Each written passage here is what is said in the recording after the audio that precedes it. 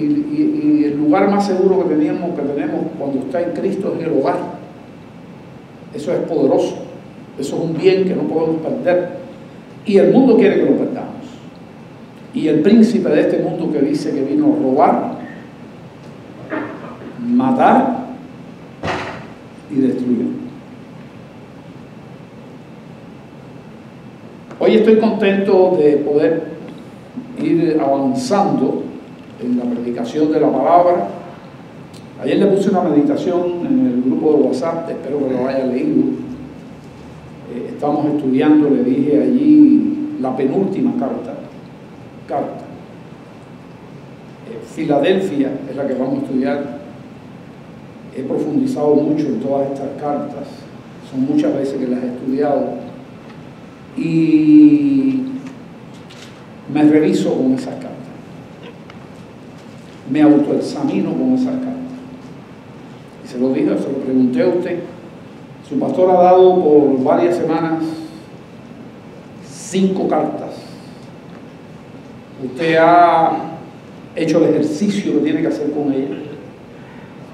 Si no lo ha hecho, le puse una palabra. No sé si alguien me la puede decir. Le puse una palabra y la palabra fue cuidado. Si no lo ha hecho, ¿qué? Take care. Cuidado. Porque los tiempos son buenísimos, ¿verdad? Son malos. Y aquel día se acerca. Y la puerta será cerrada. Como en la época de Noé, que la gente se casaba, dice así el libro de Noé, se casaba y se daban casamiento. ¿Sabe lo que quiere decir eso? La rutina de todos los días y Noé da un aviso, va a venir una destrucción total, y la gente, ¿qué cosa hacían? Casarse, así dice la Biblia, y darse el casamiento. Cuidado, estemos entretenidos solamente en eso. Y lo más importante, lo estemos despreciando. Estamos en Filadelfia.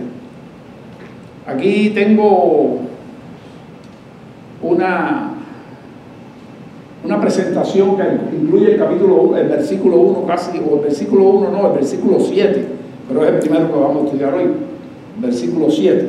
Así que yo le voy a pedir su Biblia, que abra su Biblia en Apocalipsis 3, y vamos a estar en el verso 7 que dice el mensaje a Filadelfia.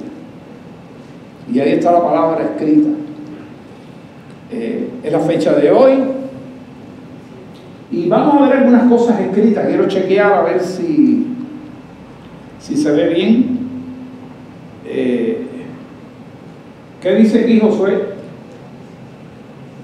santo y el verdadero. El santo y el verdadero. Filadelfia es el nombre de la ciudad. Y por lo tanto, siempre a la iglesia se le pone el nombre de ¿qué? De la ciudad. Así lo hemos visto en todos los casos. Y eso se sigue haciendo hoy. ¿Qué nombre tiene esta iglesia? Pero la iglesia americana, ¿qué nombre tiene? Conway, ¿qué es el nombre de qué? No es el nombre de la ciudad, pero es el nombre. Y así pasaba mucho en todas las partes. Pasa mucho eso, que el nombre de la iglesia, cuando estábamos en Cuba, nos daba risa cuando pasaban listas. En las convenciones, cada pastor y cada iglesia tenía unos delegados que iban, 2 o 3 delegados por cada iglesia, y allí en la convención, donde se reunían todas las iglesias del país, que eran, no sé, 150 iglesias, había cosas muy cómicas. ¿Dónde está el pastor? Vino a estar presente el pastor de la Rana, porque así se llamaba el lugar, y era la iglesia de la Rana. Miren cómo se ríen, ¿ven? Y es la realidad. En pueblos de campo. ¿Dónde está el pastor de la Rebalosa? Ahí está. Yo le quitaría el nombre ese, ¿no? Pero bueno, así los pastores se reían, y cuanto ave y cuanto nombre, aquello era exactamente. Por ejemplo, nuestra iglesia central allí en Santa Clara se llamaba Iglesia de Paseo de la Paz. Es un nombre bonito porque ese es el nombre de la calle. Y entonces todo el mundo decía que esa iglesia nuestra en Santa Clara tenía un nombre elegante, Iglesia de Paseo de la Paz en Santa Clara, qué bonito. Pero bueno, a veces estaba La Tojosa y estaba cosas así, nombres como eso. Filadelfia, pero Filadelfia es un nombre fino. Un nombre fino. Si usted va al significado de ese nombre, quiere decir amor fraternal. Anote. Tiene un nombre bonito, ¿no? Amor fraternal. Y fue creado por un hombre que por amor a su hermano fundó esa ciudad. No tiene nada que ver con el evangelio ni cristianismo, no. Es un hombre que era rey de Pérgamo. El gobernador de Pérgamo formó esa ciudad en honor a su hermano, le puso este nombre, Filadelfia, que quiere decir amor mutuo entre hermanos o amor fraternal. Filadelfia es un nombre bonito. Si usted le pregunta a mi nieta, a ella no le gusta ese nombre, y todo está en la mente de uno, porque sabe lo que le recuerda a Ali Filadelfia, el queso Filadelfia que está en Walmart, porque eso es lo que ella ha visto. Dice, ay, ese nombre no me gusta. Es lindo, Ali, es lindo. Yo le enseñaba. Ese nombre fue creado antes de los quesos, mucho antes de los quesos, y esa es la mentalidad tuya. Se quedaba pensando, como diciendo, es verdad, Filadelfia. No quiero que se lo olvide ese nombre, porque es uno de los nombres más lindos, amor entre hermanos. Tuvo varios nombres, pero este fue el que más ha perdurado, el que más hermoso, el que más ha impactado. ¿Por qué tuvo varios nombres? Porque la ciudad era una buena ciudad, era importante, tenía buen comercio, tenía buen dinero, era una ruta principal, sobre todo del correo romano de aquella época. Uníamos varias ciudades importantes, pero tenía un problema. Y es que estaba en una roca tectónica y había mucho peligro siempre ¿de qué? De terremotos. Y de hecho fue destruida 3 veces por un terremoto, diferentes terremotos, y 3 veces volvieron a levantar. Y ahí tomó otros nombres, etcétera, etcétera.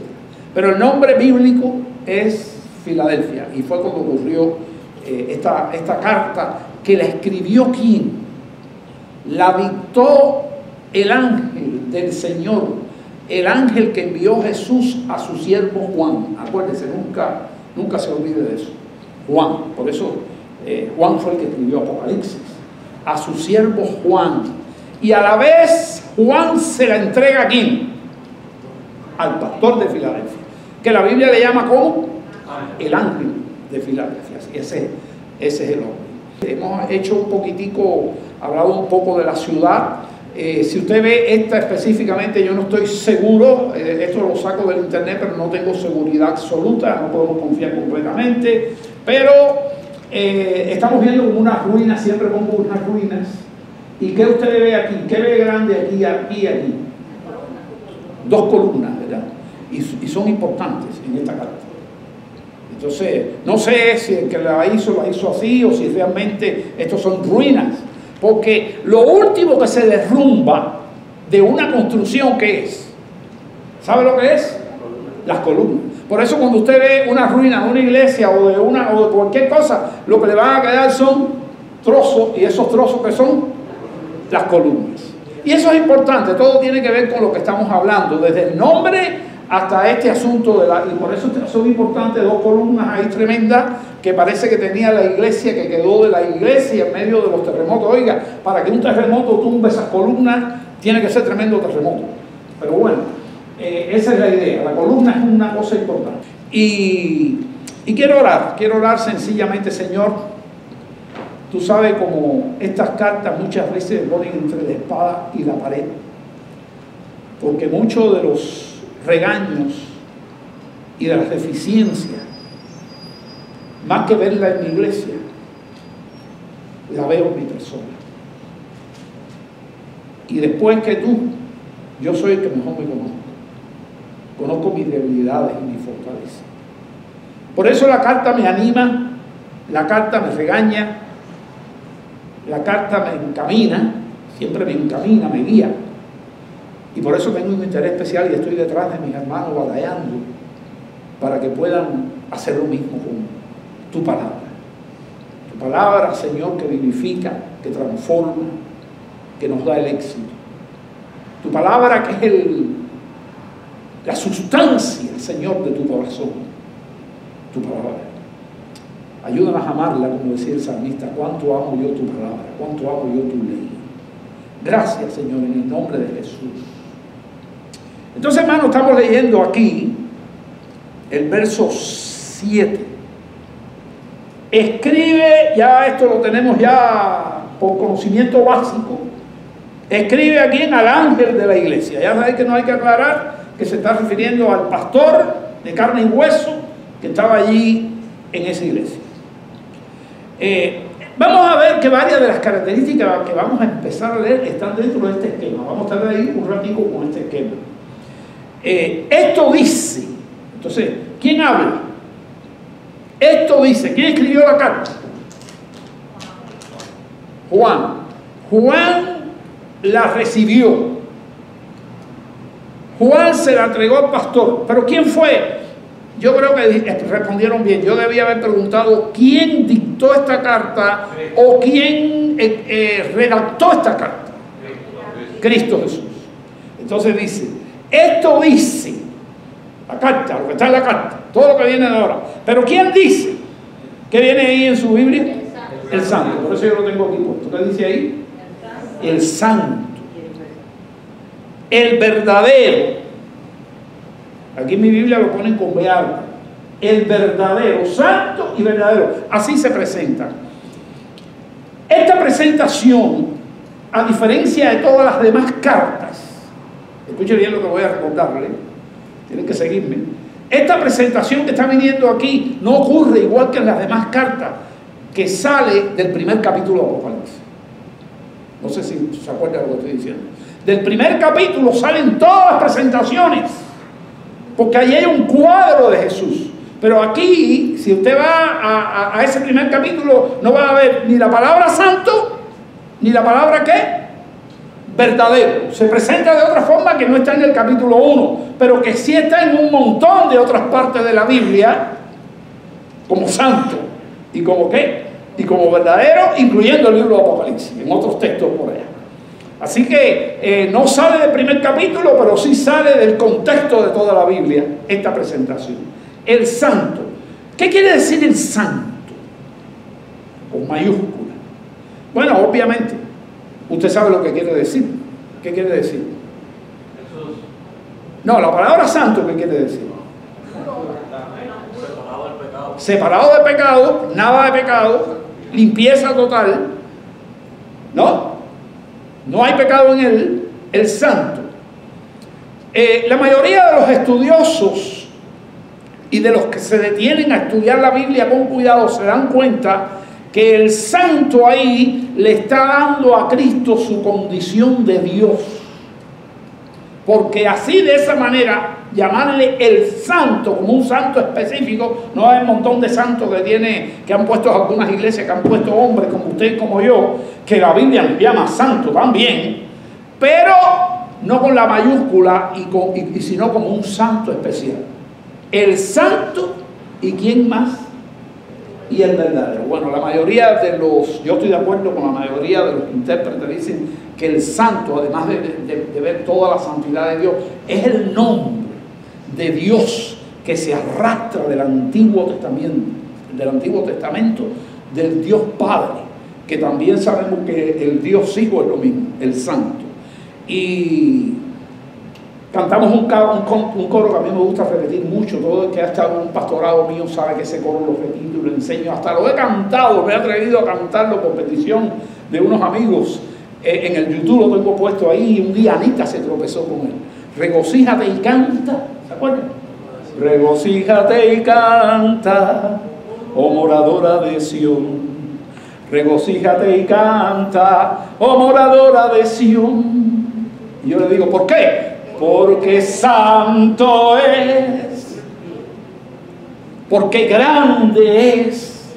¿Quién? El santo de Israel. ¿Se da cuenta? Y hay una canción, y moradora de Sión es la iglesia aquí ahora. Nosotros somos los que moramos en Sión. No aquella gente que está en Israel luchando. Esos israelitas ya no son israelitas verdaderos. El de ellos y los de ellos que se agarren a la promesa, un día vuelven a ser parte del pueblo de Dios. Hoy el pueblo de Dios, ¿quién es? ¿Lo tiene claro? ¿Quién es? La iglesia. La iglesia, a través de la promesa. Porque hemos abrazado la promesa de Abraham. Y usted va a ver que en muchas partes de la Biblia, a los israelitas, Dios le llama sinagoga. ¿Recuerda de la clase pasada? Sinagoga de Satanás. Revise las cartas, hermanos. Revise las cartas. Se le está yendo el tiempo. Entonces, aquí dice, escribe al ángel de la iglesia en Filadelfia, esto es el santo y el verdadero. Bueno, el santo sabemos que Dios es Dios. Y sabemos que Cristo es Dios. Y por lo tanto se presenta como una de las características del Padre. Isaías habla mucho de eso. Isaías llama esta frase santo de Israel 25 veces en el libro de Isaías. Santo, eso que canté yo, porque grande es en medio de ti el santo de Israel. Esa palabra santo de Israel aparece solamente en el libro de Isaías 25 veces. Y ahora se le está poniendo aquí, dice el santo. Y él, ¿qué más? Verdadero, que no hay ninguna mentira en él, que no hay ninguna falsedad en él. Y somos llamados a ser como Cristo, acuérdense. Somos llamados a ser santos, así lo dice la Biblia. La Biblia dice que la iglesia es llamada a ser ¿qué? Santa, igual que Jesús. Y la iglesia es llamada a ser igual que ¿quién? Verdadera, igual que Jesús. A mí me gusta mucho a Natanael, cuando Jesucristo lo vio de lejos, expresó algo de él, así de verlo nada más, porque es Dios. ¿Se acuerdan lo que dijo de Natanael? Yo digo, me gustaría que el Señor dijera eso. Yo creo que algunas veces no lo puedo decir. Hay un israelita en el cual no hay engaño. Así dice textualmente la Biblia. Hay un israelita en el cual no hay engaño. ¿Cuánto le gustaría que Dios dijera de nosotros? Hay un cristiano, hay una cristiana en la cual no hay engaño. Así que todo esto está relacionado con lo que somos llamados a ser como Cristo. Dice el santo y el verdadero. Y usted sabe lo que es Dios, somos llamados a ser santos. Y verdadero es que nosotros tenemos que practicar la verdad y nunca la mentira, ni el fraude, ni esconder nada, ni agenda escondida. Transparencia. Necesitamos transparencia en nuestra vida. El santo y el verdadero. Sigue diciendo el texto que dice: el que tiene la llave de David. ¡Wow! ¿Qué querrá decir eso? Bueno, vamos a explicarlo un poquito. El que tiene la llave de David, el que abre y ninguno cierra, y cierra y ninguno abre. Aquí dice, el que tiene la llave de David. Bueno, yo le cuento una historia que un día se la voy a hacer más completa aquí. A este pedazo, de ese pedazo voy a sacar un mensaje que lleva mucha aclaración. Pero esto es una profecía de Isaías también. Esto que está aquí, que se está diciendo, analice bien, no se desconcentre, porque voy a explicar algo un chin complejo. Esto que se está diciendo aquí de Jesús, se dijo en el Antiguo Testamento de otro hombre, que casi nadie conoce. ¿Me sigue?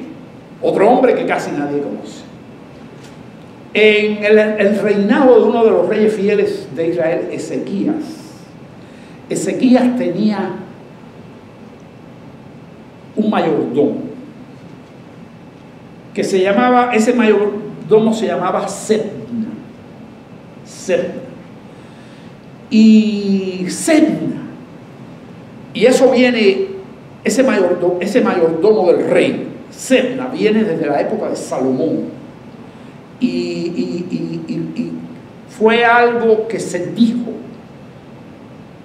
que quiero que usted me siga. Sebna era un mayordomo, y poco a poco en los reinados fue cogiendo una autoridad. Ese cargo fue cogiendo una autoridad que llegó a ser el hombre más autoridad de todo el reino, excepto ¿quién? El rey. Tenía tremenda autoridad.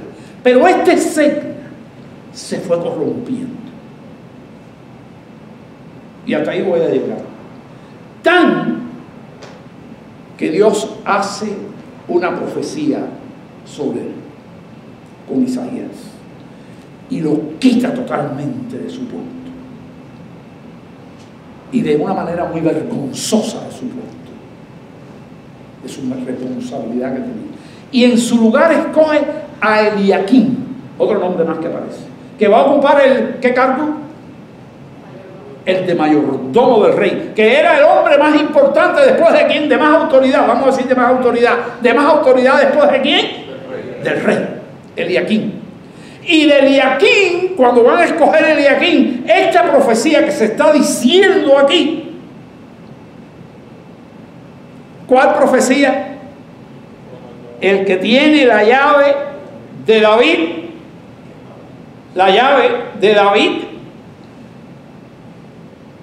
el que abre y ninguno cierra, y cierra y ninguno abre, ¿se dijo de quién? De Eliaquim. Así, la profecía aquella. Y sin embargo, ahora en la iglesia, ¿de quién se dijo esto? De David, de Jesús. Ahora es de Jesús en esta carta. Y entonces todos los intérpretes de la carta se dan cuenta que igual que David, que fue una representación del Cristo que había de venir, este Eliaquim, que fue un hombre preciso, que fue un hombre fiel en toda la casa del rey, que fue un hombre transparente, que fue un hombre que sustituyó a un corrupto, hizo lo que tenía que hacer y recibió una gloria cuando recibe esa profecía de parte de Dios. Y cuánto más gloria para Eliaquim cuando ahora se da cuenta que eso realmente se dijo de quién, de Cristo. No sé si entiende el enredo, pero es lo más que les puedo explicar. Cuando yo dedique más tiempo a esto en un mensaje específico, vamos entonces. Pero ya hoy tienen una introducción. Así que esto se dice de David: el que tiene la llave de David, el que abre y ninguno cierra, y cierra y ninguno abre. Obviamente David tiene infinito más poder que Eliaquim. Eliaquim tenía poder en el reino de David, pero ahora este reino de Dios es un reino inmutable, eterno. Y fíjate que Dios Jesús tiene las puertas, las llaves de las puertas nada más que del Hades. ¿Qué cosa es el Hades? El infierno. Y Él es el que la cierra, y Él es el que la abre. Y Él es el que da la vida, y es el que la quita. A ese Dios que adoramos, a ese Dios que le hablamos, a ese Dios que tenemos que orar y no lo hacemos bien, porque nos dedicamos a muchas cosas más. A ese Dios que tenemos que conocerle. Una de las cosas que tiene que hacer el cristiano es conocer más a Dios. Y en cada cosa que usted estudie de este libro, y en cada prédica que usted escuche de este libro, es conociendo más a Dios de Israel, que es una de las prioridades que tiene no el hombre de Dios, sino el ser humano, conocer más a Dios. Bueno, ya usted va a poder entender bien de dónde sale esta frase. Viene de otra persona en el Antiguo Testamento, pero finalmente, ¿quién la cumple en toda su totalidad? Cristo Jesús. Espero que haya entendido. El que abre y ninguno cierra, y cierra y ninguno abre. Ya. Es el que está haciendo esta carta. ¿Ok? ¿Se dan cuenta de la magnitud de lo importante? Esta carta tiene algunas características muy lindas. Yo quiero que usted vea si la puede leer, porque está en letra un poco pálida. ¿Quién puede leer esto? La iglesia que no tuvo reproche. ¡Wow! Y sabe una cosa, no era una iglesia perfecta, pero fue una iglesia que Cristo la vio como perfecta. ¿Usted cree que el apóstol Pablo fue perfecto?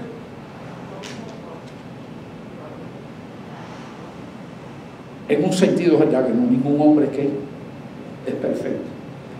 Sin embargo, él dice en algún lugar: porque me tuvo por digno, poniéndome en el ministerio. ¿No le suena eso de Pablo? ¿Lo ha leído eso en la Biblia? porque me tuvo por digno, poniéndome en el ministerio. Y yo digo, Señor, ayúdame a creer eso de mí, por fe.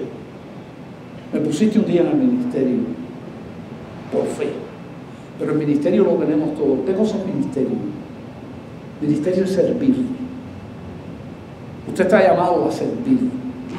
Y cuando sentimos el llamado del Señor, tenga cuidado de usted rechazar el llamado de Dios. Aquí tenemos una hermana, la hermana Dariela, que es doctora. Y ustedes saben que los doctores aquí, ustedes son pocos doctores en la iglesia. Aparte de que son muy mundanos, son muy ocupados también. Tienen que dedicar mucho tiempo a estudiar y a trabajar, a dos cosas. Y después a vivir la vida lo más sabroso que se puede. Pero a mí me admira. Ella está regresando al Señor porque lo conoció de joven. Y acaba de venir de una guardia, ¿verdad? Anoche estuvo toda la noche despierta. Y está aquí. Eso es cuando hay un llamado adentro. Y yo digo, Señor, tenemos que orar por ella para que Dios la fortalezca, pero la pongo de ejemplo aquí porque es digno de eso. Y ella siente un llamado a que al ministerio. ¿Qué cosa es ministerio? No es el jefe de una oficina como en Cuba, está puesto, no, el ministro de no sé qué. No, ministerio, ¿qué cosa es?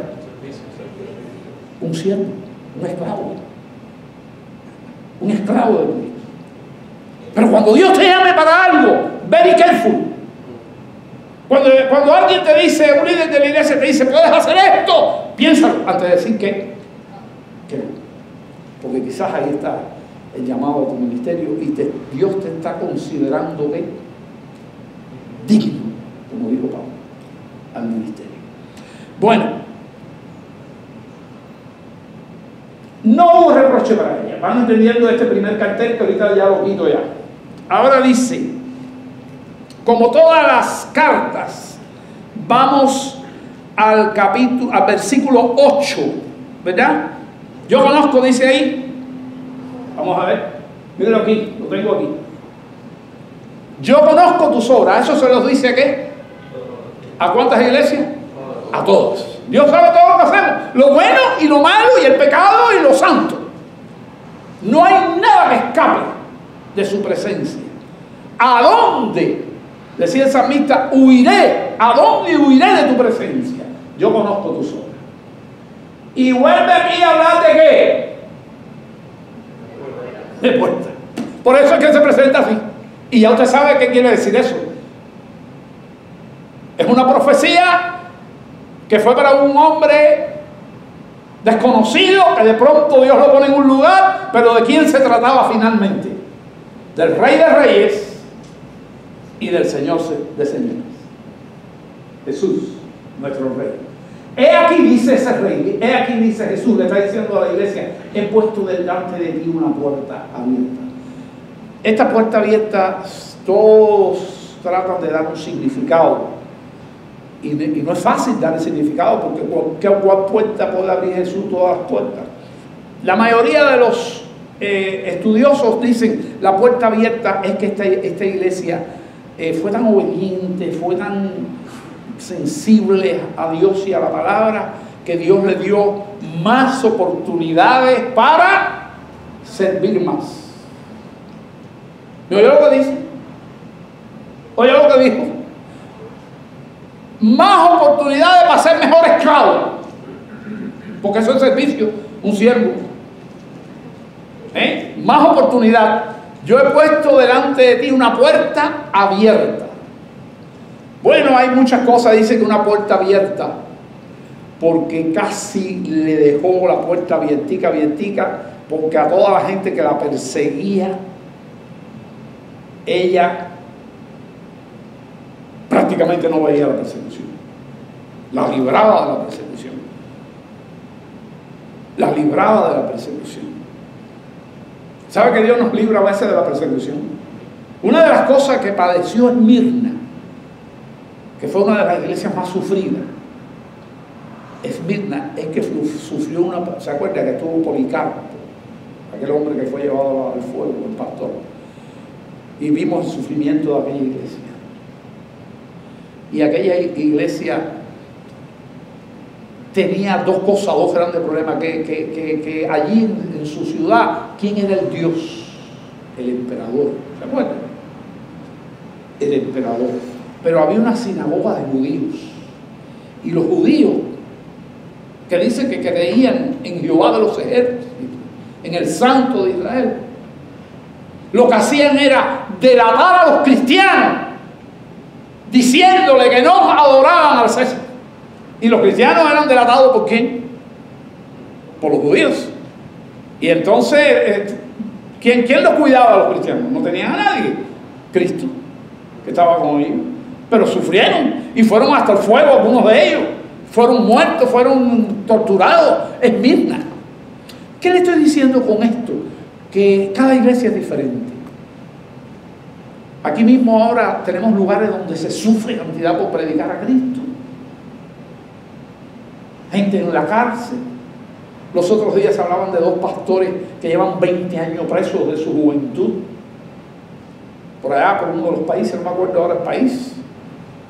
Y que no habían podido ver a sus hijos crecer en la evolución porque tenían hijos, de graduarse de la primaria, graduarse de las diferentes escuelas ya después de 20 años.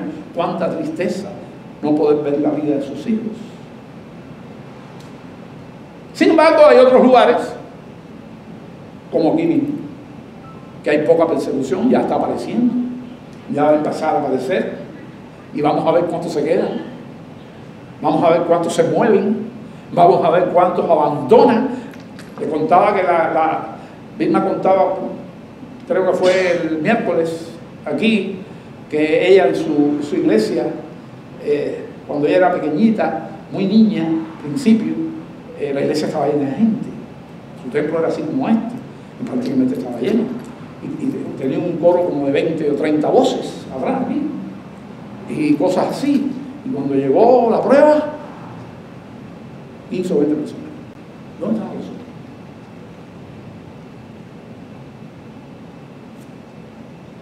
Es digno de analizar.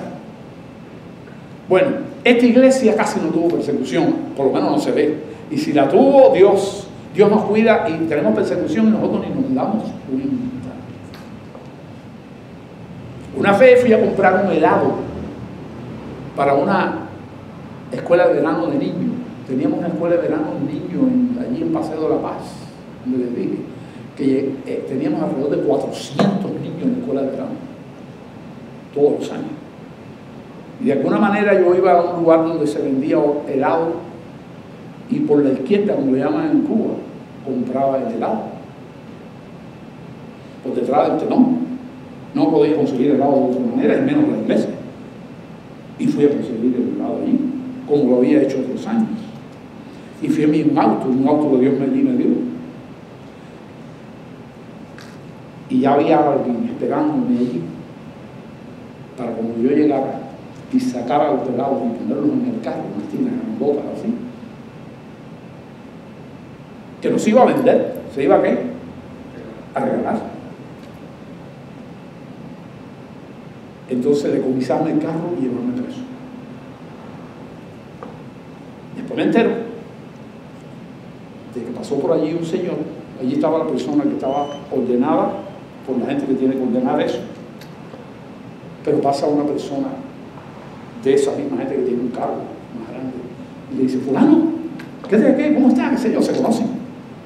Ese tipo de gente se conoce. ¿Cómo está? ¿Y en qué anda? ¿Qué hace por aquí? Y dice: no, tengo una misión. Dice: ¿de verdad qué misión tiene? Y le explica la misión. Y el hombre le dice: te voy a decir una cosa, no vas a hacer eso. ¿Cómo que no voy a hacer eso? Déjame hacer una llamada. Y hizo una llamada al jefe que le mandó la misión. Le dice: mira, quiero pedirte que quites eso que vas a hacer, que lo quites. Porque quiero decirte algo, no están haciendo algo correcto. Usted mandó a hacer eso. Pero ¿sabe una cosa? Ahí está mi hijo. Aquí no llegó. Ahí está mi hijo. Y allí no enseñan nada malo. Nada malo. Ok. Voy a hacer eso por ti. años, ven para acá, aborta lo que te dije. Yo me murió mi carrito, después la vena pasó, y después que fue la que llegó, le contó eso, y esa persona que llevó al niño me lo contó: el pastor, usted por poco va preso. Pregunto, ¿Dios nos cuida en la persecución, sí o no? Nos cuida. Eso fue lo que le pasó a aquella iglesia, a la iglesia de Filadelfia. Pero esa es la gracia de Dios, porque hay otro con 20 años allá, y Dios sabe los propósitos de las cosas. Y no podemos decir, ay, pero ¿por qué aquel sí y yo no? No. Unos van a muerte, ¿se acuerdan que explicamos un mensaje aquí? Otros van a prisión, otros van. Dios es el que sabe, y nosotros lo que tenemos que enfrentar las cosas como hay que enfrentarlas. Bueno, estamos ahí. Yo conozco tu sobra, aquí he puesto delante de ti una puerta abierta. Puede ver, era la puerta abierta para comprar ¿qué cosa? El agua. La abrió el Señor y nadie la pudo cerrar. Así es. Lo que Dios abre, lo abre. Y lo que Dios cierra, lo cierra. Y hay aquí 100 personas por lo menos que faltan, que tienen que oír esto y no lo oyen, porque después tampoco viene el mensaje. Pero la iglesia sigue. ¿Qué cosa? En medio de las pruebas hay un coro que dice: la iglesia sigue caminando y nada la detiene para predicar. Esa es la puerta abierta. Yo conozco tus obras. Aquí que he puesto delante de ti una puerta abierta, la cual nadie puede cerrar, porque tienes poca fuerza.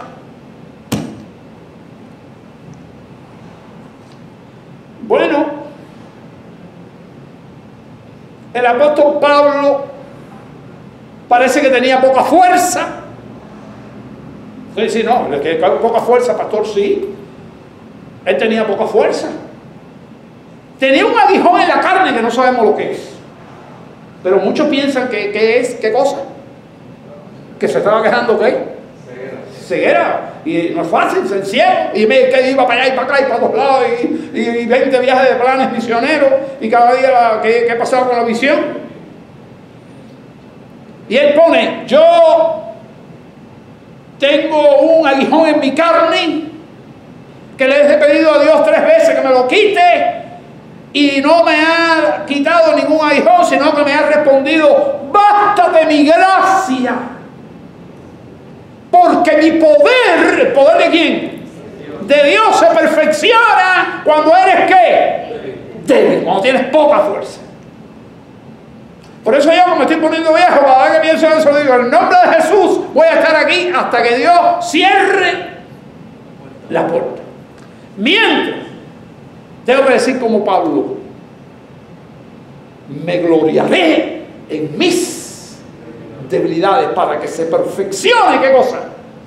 El poder de Cristo. Entonces yo quiero que usted vaya entendiendo estas cosas, porque está diciendo aquí: aunque tienes poca fuerza, Esmirna también tenía poca fuerza, pero tenía más sufrimiento que esta. Tienes poca fuerza, pero mire, aquí está el punto, hermano. ¿Qué dice ahí, hermanito? Has guardado mi palabra. Has guardado mi palabra. Y ya estamos estudiando esto, porque yo quiero que usted sepa que guardar la palabra no es cogerla y tenerla bajo el brazo y meterla en la gaveta y esto y lo otro. ¿Qué cosa es guardar?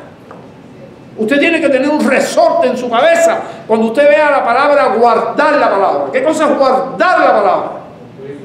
Cumplirla, vivirla. Obediencia. Obediencia. Obediencia es hacerla. No mentirás. ¿Qué hay que hacer? No mentir. No dirás falso testimonio. ¿Qué cosa hay que hacer? No decir falso testimonio. No tendrás temor. ¿Qué cosa hay que hacer? Confiar y no temer. Eso Dios me lo pone, por eso yo digo, a veces cuesta trabajo, pero dependemos. Todo lo puedo en Cristo, que me fortalece.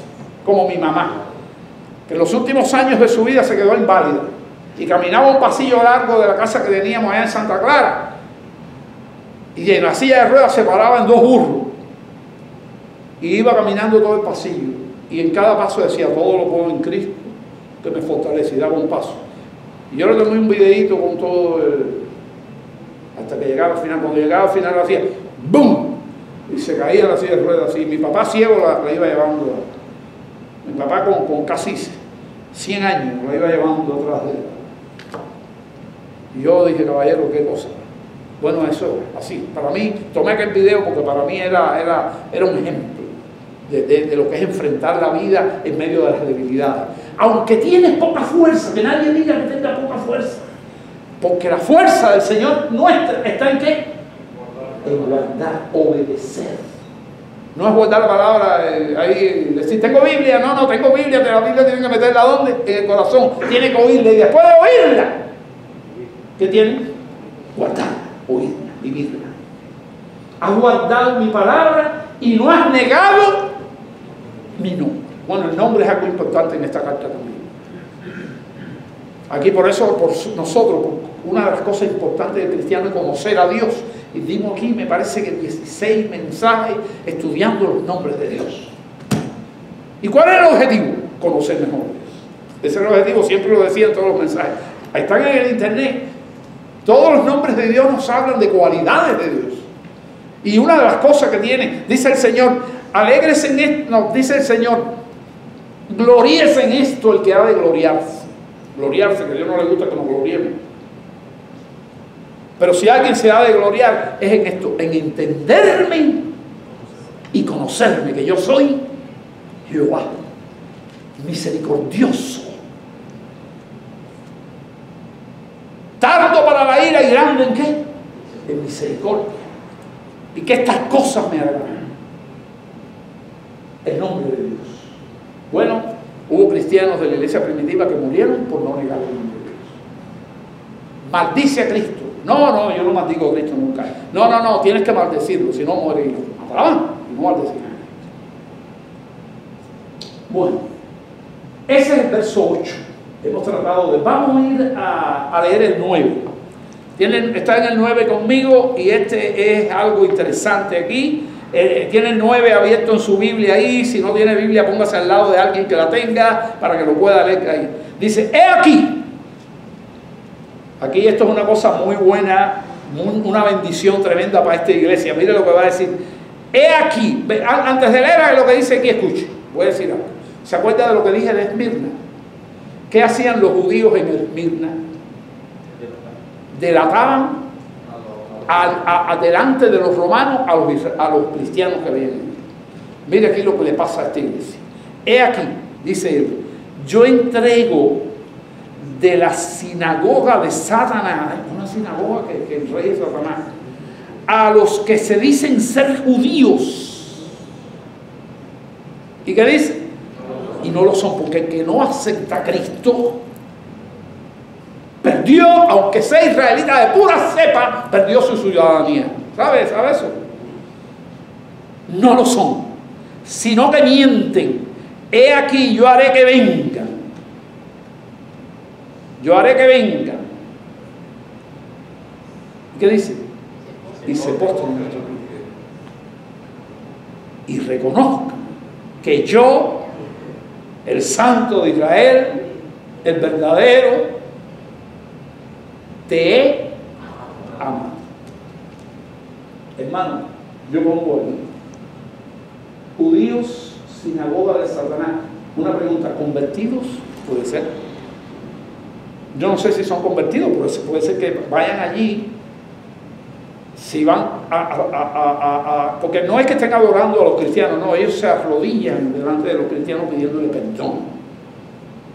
Es posible que algún judío que se convierta llegue a dónde? A la presencia de un cristiano, como Pablo, que cuando era Saulo estuvo de acuerdo con la muerte del hermano de la iglesia, hasta que Cristo lo quebrantó. Y después fue el hombre que más sirvió a la iglesia. Bueno, no sabemos bien, pero ¿qué vamos a hacer con este texto? ¿Cómo lo vamos a entender? Yo pregunto, no lo está diciendo la Biblia, ¿serán judíos qué? Convertidos. o serán judíos que aunque no estén convertidos, pidan disculpas. No creemos en Cristo, pero por lo menos queremos pedir perdón porque los perseguimos a ustedes. No sé, pero ahí está el texto. Entonces, no es lo mismo, por eso yo digo que unos van a vivir la vida cristiana más fácil, otros menos difícil, porque a la iglesia de Esmirna no se le dio esta oportunidad. Que vinieran judíos, ¿a qué?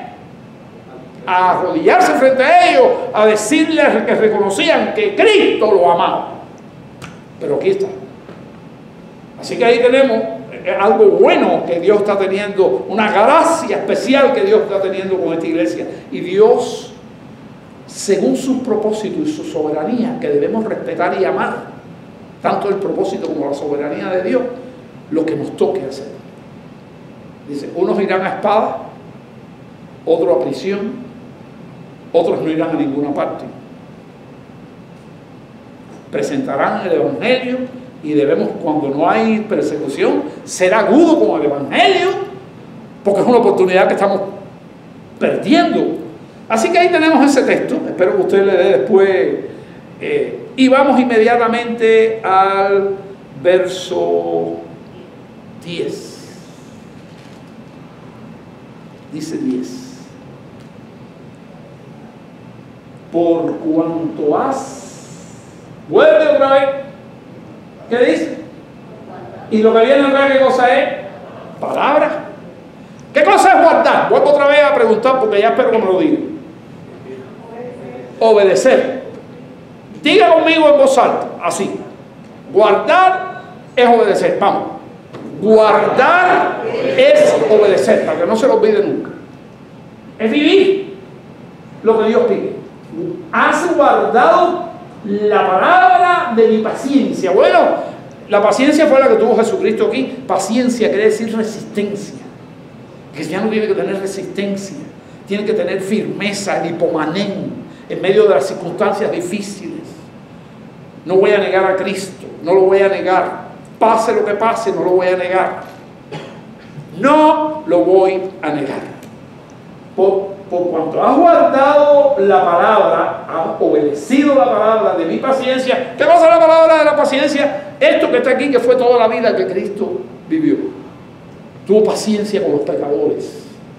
Tuvo paciencia. Por cuanto has guardado la palabra de mi paciencia, yo también te guardaré de la hora de la prueba. Entonces aquí es otra cosa ahora. De la hora de la prueba que va a venir ¿sobre qué? Sobre el mundo entero.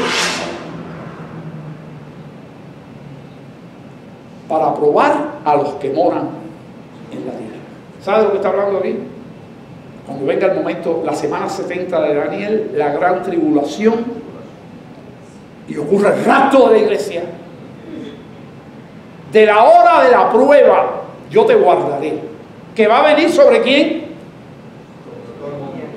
Sobre el mundo entero.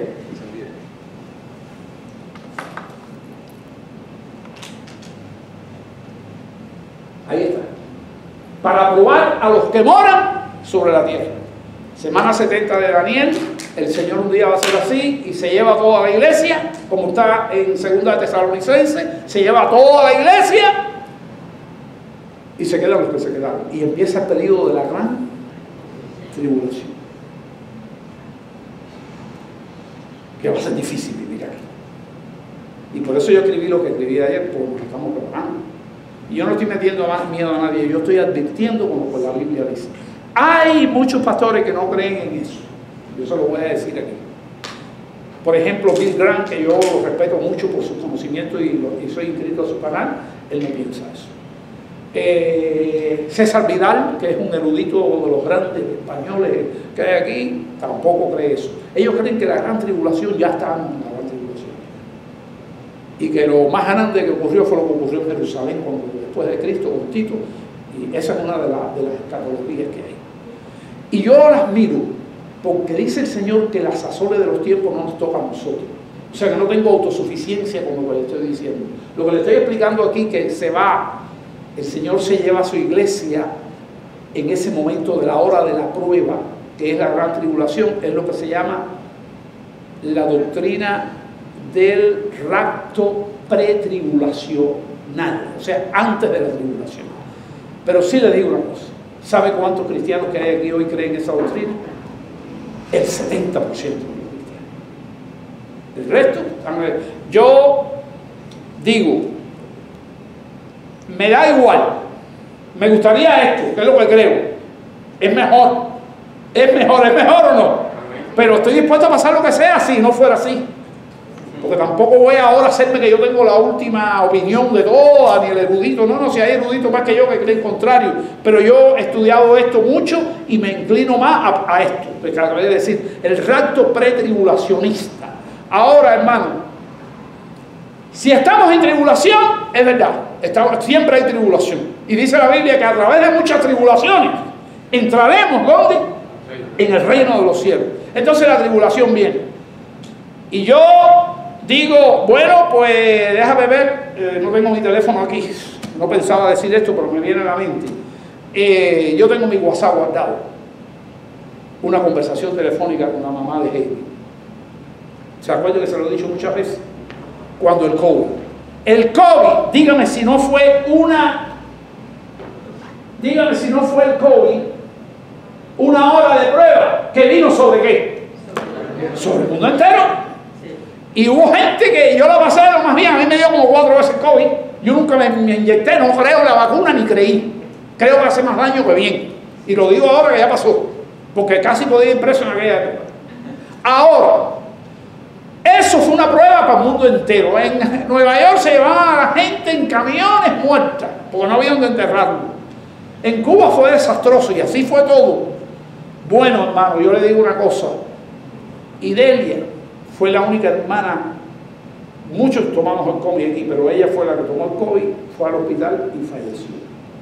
Yo tengo guardado mi conversación unos días antes de ella. Y le puse, quería leerlo hoy aquí, querida hermana, estamos orando por usted. Estar quieto y conocer que yo soy Dios, se lo puse ahí con el salmo con cita y todo. A los 2 días me responde, pastor, gracias, estoy un poquito mejor, gracias a la gran cantidad de oraciones. El Señor no me ha abandonado nunca. Una mujer que está en COVID, que la tenían que poner boca abajo para que pudiera respirar, ¿no era así? Fíjense cómo estaba. Ya casi se le intubaban, no le intubaban, le intubaban, no le intubaban, le intubaban, y la iglesia aquí orando, los que oran, otros no oraron, pero los que oran, oraron. Y después que le escribí ese último mensaje, no escribí más ninguno, no recibí más ninguno de ellos. ¿Dónde está? Con el Señor. Dice la Biblia, la muerte de los santos es preciosa delante de Dios. Nosotros no queremos entender ese texto, pero lo dice la Biblia. Dice el apóstol, para mí es muchísimo, el apóstol Pablo, para mí es muchísimo mejor estar con Cristo que estar aquí. Porque allí estoy gozando con el Señor y no me quito de arriba todo esto, pero prefiero estar aquí por la batalla, por la obra, por servir al Señor. O sea, aunque me quemen vivo, prefiero estar aquí. Ahora está el Heidi aquí y su niña, con la presentación que trajeron aquí, el regalo que hizo la niña la semana pasada aquí, que hizo una pintura para la iglesia.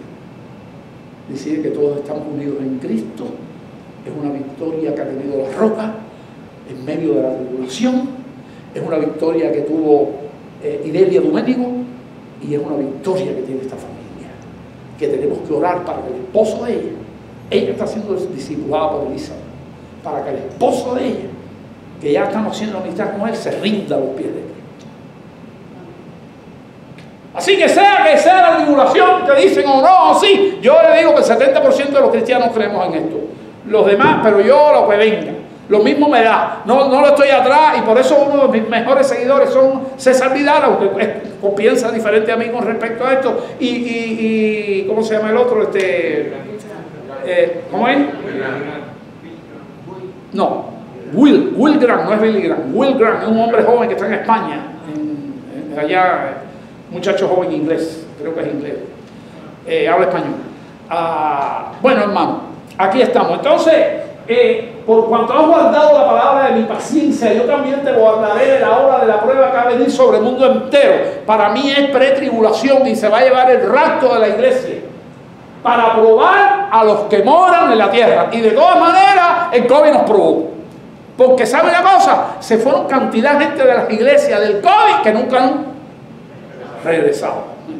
Así, que está probando, para probar a los que... Por ahí dicen, hay otro COVID, va a venir otro COVID. No me importa, lo mío es Cristo Jesús. Amén. Cristo Jesús, y no hay quien me saque, puede meter. Estamos en un momento de meter miedo en todas las... Se va a destruir la Florida, va a ver la Florida en un momento, va a destruirse de un momento a otro. No me importa, lo mío, ¿quién es? Cristo Jesús. Las puertas que abre, nadie las cierra. Y la que Él cierra, nadie las abre. Así que para probar a los que moran en la tierra. Y ahora leemos el 11. El 11. He aquí. ¿Están en el 11 conmigo? Yo vengo pronto. Bueno, ese pronto. Yo vengo pronto. Algunos dicen que ese venir pronto puede ser el mismo COVID, vino pronto. Si la abrió Él, ¿quién vino? La gente dice, no, que sé yo, que bueno, Dios lo permitió. Y vino y limpió la iglesia. La limpió. He aquí yo vengo pronto, retén lo que tienes para que ninguno tome tu corona. Y tu corona no es la salvación está asegurada. Tu corona es, debido a tu servicio, todos los honores que Dios te va a dar. ¿Sabe que Dios va a dar honores? Y a la iglesia tiene que aprovechar eso y vivir para el honor del Señor. Corona. Y dice el verso 12, que lo tengo aquí. Al que venciere. ¿Ve lo que dice? ¿Sabe qué? El vencido ya empieza aquí. Al que venciere. Estamos venciendo. ¿Quién venció? Dije hace un momento. ¿Quién venció? Yo hice una historia ahora mismo aquí. ¿Quién venció? Irelia. Y su familia tiene que ser una vencedora también. Ella parece que perdió, pero no perdió, porque lo más grande que me decía Lidia era que ella quería ver a su familia a los pies del Señor. Amén. Y ya su familia entera ha venido aquí ya, las que están viniendo son Heidi, pero de atrás vienen los demás, poco a poco. Y nunca más, dice ahí, y el que venciere, yo le haré columna en el templo de mi Dios. ¿Qué cosa es esto de columna? ¿Se acuerdan de las columnas al principio? ¿Qué quedó de la iglesia esta que sufrió terremoto? Y ahora dice, yo lo haré columna. ¿Columna qué cosa hay? Las puertas de mi Dios. ¿Columna en qué? En el templo de mi Dios. ¿Pero quién es el templo de Dios ahora? No es esto que está aquí. Es la iglesia, que surge como un templo. Somos nosotros. Dice que Cristo habita en el templo de nuestros cuerpos. El templo del Espíritu Santo somos nosotros. Cristo habita. Y yo le haré columna. Yo quiero preguntar, en estos momentos, quiero que usted se evalúe. Esto es con carta para evaluarnos. En estos momentos, usted se considera una columna en esta iglesia. ¿Qué cosa es una columna? ¿Sabe una cosa?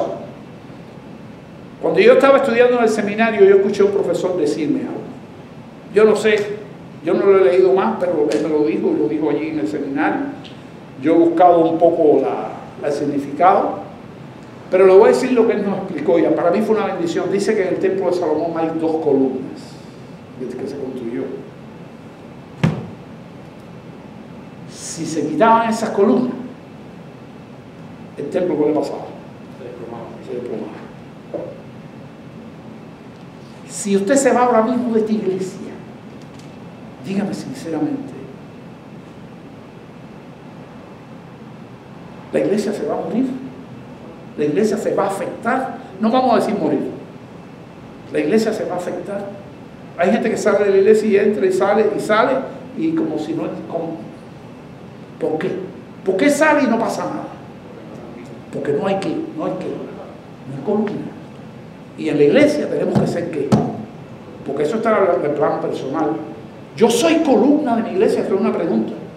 Y esas columnas que son columnas aquí, van a ser columnas allá. Porque las columnas son, la característica de la columna es que no se mueve, se mantiene firme.